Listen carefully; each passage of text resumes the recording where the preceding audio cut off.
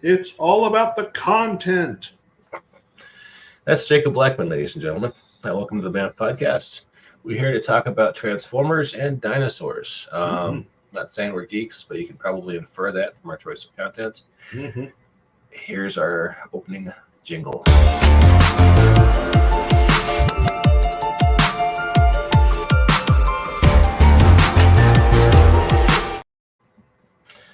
And that clever little song assures you, kind viewer, gentle listener, that you are now ingesting a high quality, a high production values podcast. We're not Johnny Come Lately, seat of your pants organization here. No, we take things very seriously. And this is a high quality, farm to table, ethically sourced, geeky conversation for your podcast listening pleasure. How you doing tonight, Jacob? I am doing well. I've been very productive on art and personal projects the last several days, so I'm feeling pretty good about myself. Sweet. It is cold as Hades' left testicle here in Colorado. And it's the same here in Oklahoma. High today was 2. The high today was 16. Yesterday it was 16. Yesterday it was 8, and the wind chill factor is -11. We're pulling the wind chill factor into it now? Okay. Yes. You're getting a little competitive there, buddy. The wind chill factor is a major thing. I have been outside on cold days where it's been in these double or single digits, and it was cold, and I didn't like it, but I could stand it. And then I've been outside on similar days where it's the same temperature and there's wind, and I can't think. It is so blisteringly cold. It's like, I wonder if it's cold. Yeah, you can't think about anything other than it's cold. You grew up in California, right? Yes, I'm from Northern California, where it maybe snowed once every 8 years. I encountered snow twice in the entire time I lived there. Fair enough. Before we dive into the Transformers, and we are going to talk about the new Transformers series from Skybound, which is an Image comic studio, and we have opinions, things to say, and we're going to show you some of the art. If you go to tinyurl.com/prehistoricrpg, right now we are running a Kickstarter for Prehistoric Perils, which is a bestiary of dinosaurs for Valor Knights, our Transformers game, as well as the Monsters Are Our Heroes and Agents of Banff. So, yep, a lot of stuff to see. Yep, and we've funded. So as soon as the campaign ends in just 1 week's time, everyone's going to get their PDFs, because the PDF is completely done already. It's written, has art, cover, layout, everything. We're just using this Kickstarter to fund everyone who wrote it, illustrated it, and did the layout work. So check it out, and you should definitely play the video, because I spent a whole night, hunched over my iPhone. It is a pretty fun video. I like the little videos you do where you remix my art. It was fun. Hey, let's talk about Transformers. There's a new series from Skybound at Image, and I will have to admit I wasn't into episode 1 because it's kind of a slow burn. It might be written for the trades, but I shouldn't have said issue 4. I think it's really found its feet, maybe even the previous issue. Jacob, what did you think? I have to agree. It's been a slow burn, but they are doing something that is completely different from any previous Transformers series. Now, they did start pretty much with where Transformers started in the 1980s, where they've crashed on Earth and they're now waking up. It's just the modern day instead of the 80s. So that's really the difference there. Other than that, they've been very different from how they're approaching this. they're keeping the cast incredibly small. It's not this huge cast of Autobots and Decepticons fighting big giant wars and battles with each other. There's like as of issue 4, there's literally like 3 or 4 Autobots that are up. The rest are currently still disabled from their crash landing on Earth, and the rest have been severely injured from the various battles they've had with the couple of Decepticons that are up.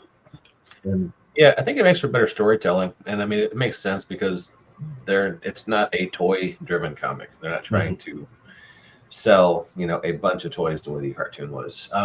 Yeah. While I'm thinking of it, let's call out the artist and writer Daniel Warren Johnson.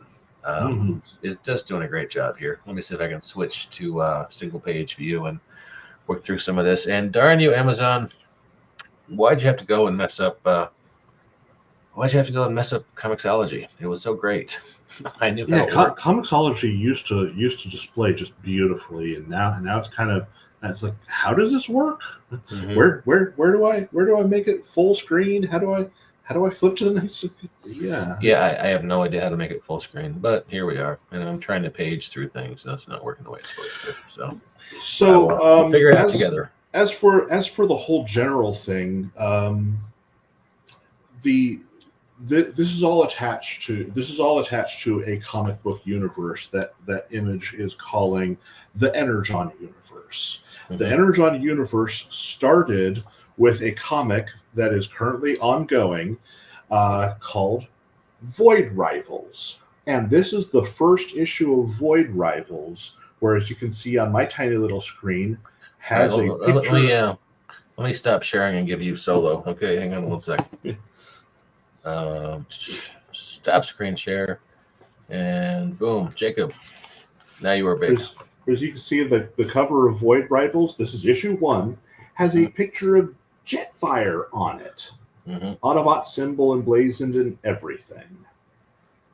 And in this issue we got to see Jetfire, and it was amazing. It's a tiny little cameo in the story, but it's a little more.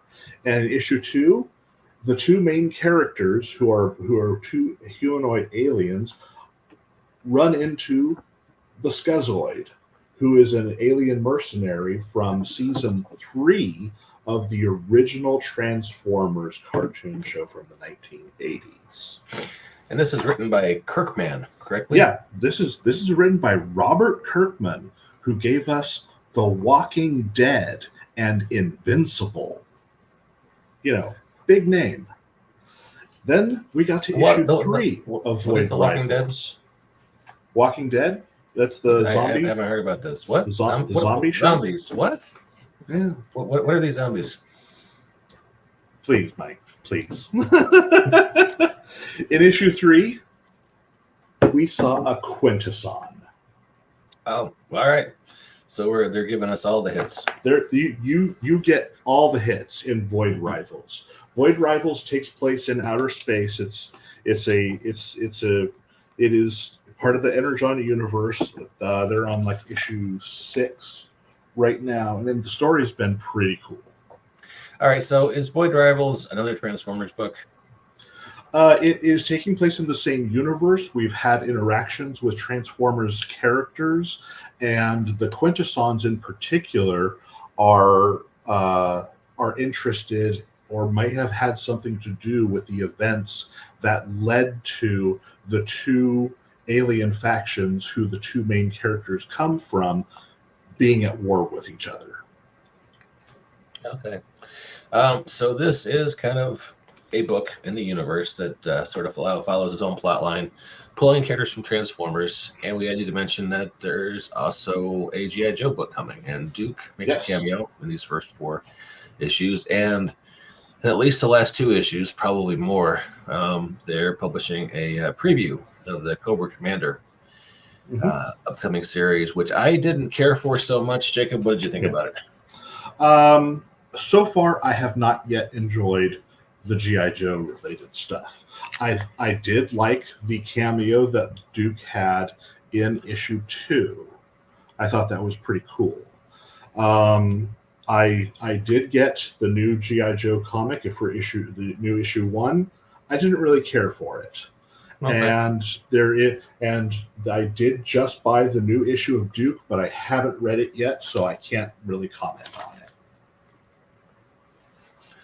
Okay. Well, we'll check back in, see if it gets better. It seems like whoever's writing this one has a deep affection for the character and the characters. Yeah. Yeah. And I think, they're making deliberate choices, like keeping the cast small to really try and get, he wants to focus on, just a few characters. So you don't have a cast of thousands. And he spends a lot of time giving Optimus the kind of character moments that you want to root for him. You want Optimus to have, Yeah. There's a hospital in issue 4 where the power gets blown out by Starscream. And Optimus says, I can help, and pulls out his Matrix of Leadership, hooks it up to the hospital wiring so they can continue, doing surgery on Spike Witwicky and taking care of all their other patients. He's willing to give up the Matrix of Leadership for that time. And that's, it's a good Optimus moment. And the issues I read, there's a lot of those. So I wish they were bringing that same kind of focus to G.I. Joe, but maybe, the same way issues 1 and 2 of this were kind of a slow burn. Maybe they're doing the same thing over there. Yeah. We can hope. Yeah. We can hope so. From what I can tell, the G.I. Joe comic is continuing stories from the original comic, because it's the same writer as who did the Joe comics from the past. What? It's Hama? Let me double check on that. Larry Hama, yeah. Holy shit! They got Hama back. All right, it's the same writer. He's continuing the same story. So yeah, we should give him some patience then, because he knows what he's doing with G.I. Joe. So that could be cool. But yeah, in terms of Transformers, the action has been amazing. The art has just been fantastic. You really feel just how much things hit when there's violence, because Spike gets hit with gunfire, and it's pretty horrific. And there's a scene where Optimus Prime is fighting Skywarp, and he gets his arm just blown to pieces. And then in issue 3, he rips his damaged arm off because it's useless to him, and beats the crap out of Skywarp with his shattered arm. And again, the character portrayals are just amazing in this, because you have Optimus Prime and Ratchet trying desperately to find a way to get the energy and technology to help fix all the Autobots who are still down and have not been revived yet. And by way of contrast, back over here. Meanwhile, the Decepticons are saying we can only heal ourselves if with existing Cybertronian technology. So Skywarp comes back to base, and he's injured, so they start ripping him to pieces so that Soundwave and Starscream can heal themselves. It's really indicative of the differences between Autobots and Decepticons. Yeah, and they're taking the time to get those kind of character beats to get you invested in the story. And he takes time to do pieces like this, which it's a freaky looking mid-transformation, but it's a beautiful piece of art. So but yeah, you can tell just how much the artist really thinks about where the pieces go in mid-transformation, because he does a lot of these mid-transformation scenes. We saw it with Optimus there. We've seen it with Starscream and several others. It's just fantastic how they do this in the art. Yeah. And then the way issue 4 ends, oh my goodness. This entire time, we have not seen Megatron. He's been mentioned, but apparently he did not go down with the ship. He is elsewhere.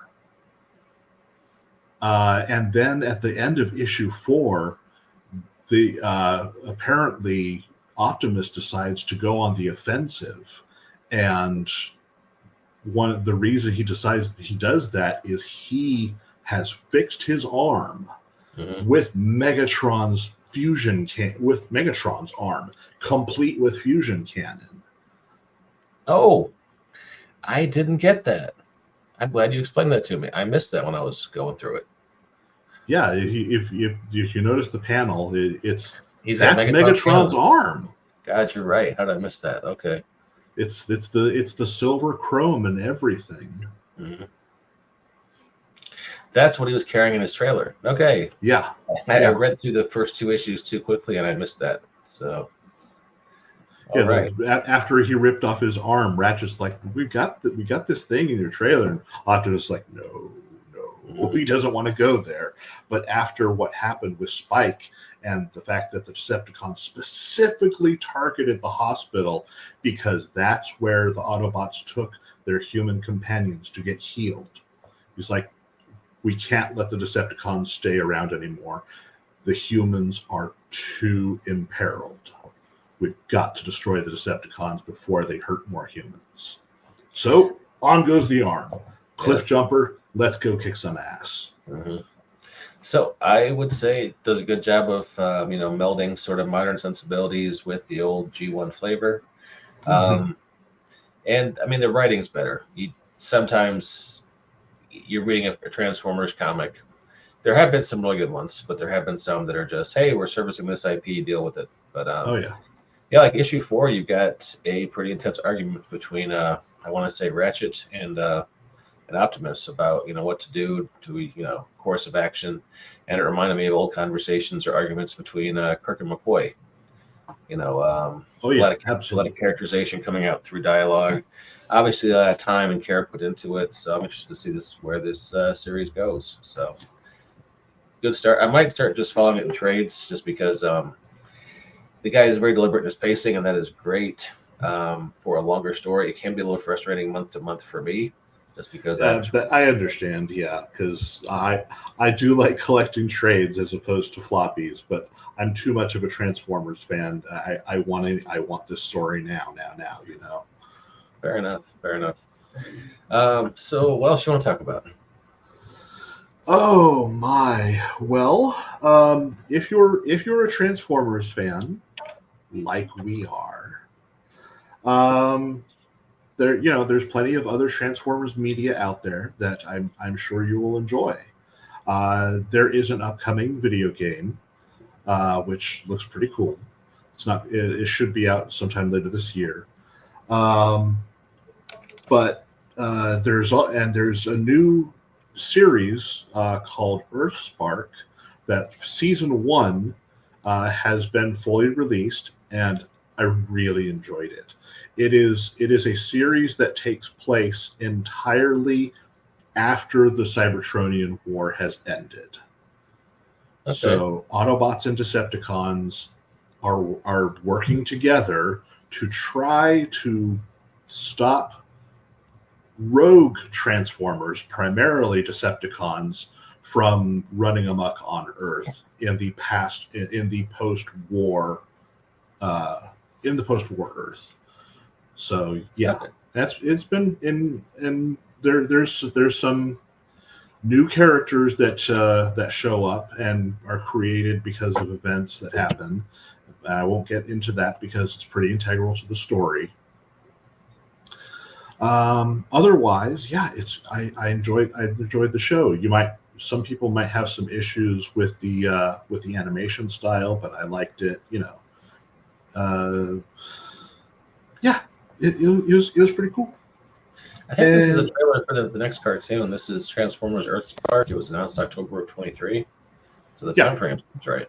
That looks like the footage for the game based on Earthspark. Mm-hmm. Is that the new one you were talking about? The Earthspark I was talking about was the new TV series. Okay, this is the game based on the TV series. Okay. There have been a bunch of toys coming out for this too. Mm-hmm. So they've actually they've put out one of the old rescue bots is under the Earthspark umbrella. So my kid was pretty excited about that because you got Transformers to rescue bots, which oddly enough is the most long running and most successful of any Transformers series. Which it was impressive. Yeah. I haven't watched it myself, but I've heard about it through my general absorption of Transformers media, and you've got to be impressed with how long that show ran and kept up and maintained its story and all that. Well, it's for kids. It's I've watched almost all the episodes because I had a kid who was between the ages of 7 and 10 when it was coming out, and yeah, I mean it's not for guys our age; it's for guys his age. But they write for that demographic well, and it wasn't a bad show. And they throw every once in a while, they throw a crumb to the old timers, like, oh hey, there's a Laserbeak cameo, and Laserbeak decides to defect and become a rescue bot. And that's a whole arc. That's several episodes for that to happen. So it's not bad. I mean, obviously, if I were a hardcore Transformers guy, I might be slightly annoyed, but it's a smart move for the franchise to trying to get new blood into the fan base, and I think that's a good idea. Yeah. But speaking of trying to get people to try new things, if you're a Transformers fan as we are, we've got a role-playing game that is based on our love of the Transformers. We put this out during 2020 after the release of a Bloat Games RPG called Valor Knights. We loved it so much. We played a ton of it. There's videos on the Banff podcast. You can check out the backlog of live play sessions. And we created a whole bunch of characters and stories and compiled them together as the Electrocube Wars. The Champions of the Electrocube War here was our first published product for that. It has the characters we created, some adventures in there, and just last year, we created a bunch of adventures called Electrocube War Adventures. We've got all new art in here, all new characters, and so you can get these two books, have an entire RPG and adventures to play. It's really, really simple to play, really simple to run. It mixes a simplified version of 5th edition D&D with the Black Hack RPG, which is a simplified version of the old school fantasy RPG. So it's really easy to learn, really easy to play. You can literally sit down with your friends, build characters in a couple of minutes, and go. And like I said, we've got adventures in both books. One of the books is full of adventures which can be played individually or as a full series with a storyline. Someone might say, well, Jacob, why wouldn't I just play Renegade Studios Transformers? And that's a fair point. I will just bring up two things. We have a very pretty book with a lot of art by Jacob. We are much more affordable than the Renegade Studios product, and we're a lot faster playing. They put out a quality game. It's a lot of fun. It's officially licensed. But let's say you got some guys over and you want to play Transformers tonight. You don't just want to, hey, let's roll up characters, take 2 hours doing that and flipping through pages. No, it's a simple game. When I did run some sessions of the Renegade Studios Transformers game for my friends, and we had a session 0 to build characters. It took a good 6 hours for me and my friends to make everybody's characters. It took a long time because there were a lot of decisions and character building traits that had to be figured out. So yeah, it's the character building session there does take a little while to do. I won't disparage the game. It's a fun game, but Electrocube Wars is just as fun, cheaper, and quicker. So It's like the difference. Nice. It's like the difference I was talking about with Mike earlier. Sometimes you want to have the fun of doing your own thing with a property. Other times you want to play with the actual toys. Transformers, if you want to play with the actual toys. Electrocute Wars, if you want to do your own thing. So I think we should just make quicker and cheaper this logo for my game company, just to drive the point home. Well, hey, folks, it has been a pleasure having you all check out our show tonight. Go to tinyurl.com/prehistoric RPG to check out Prehistoric Peril. Go to Drive-Thru RPG and type in Electrocute War to check out our take on Transformers, and go to Skybound, or we can literally just hit it up on Amazon, do a search for Transformers, and that will be they've released 4 in the last 4 months, so that will be easy to find. It's good stuff. You'll have fun with it. And Jacob, any closing thoughts? If you enjoy this content, please consider supporting the BAMF Podcast Patreon. All the money that you provide to us brings you quality content like this, quality content like our opening song intro, our closing song exit, and gets us a chance to buy comics for your review, and maybe occasionally get some donuts that Mike keeps promising but never delivers. Probably because we don't have enough Patreon supporters. More Patreon supporters will mean more donuts that Mike has to buy us. Jacob needs donuts. Promising them. I've been FedExing them from Colorado. They're not making their way to Oklahoma. I have not seen donut one from Mike. You got to find your portly mailman. I visited Mike in Colorado this summer, and I did not get a single donut. Did I not buy you dinner?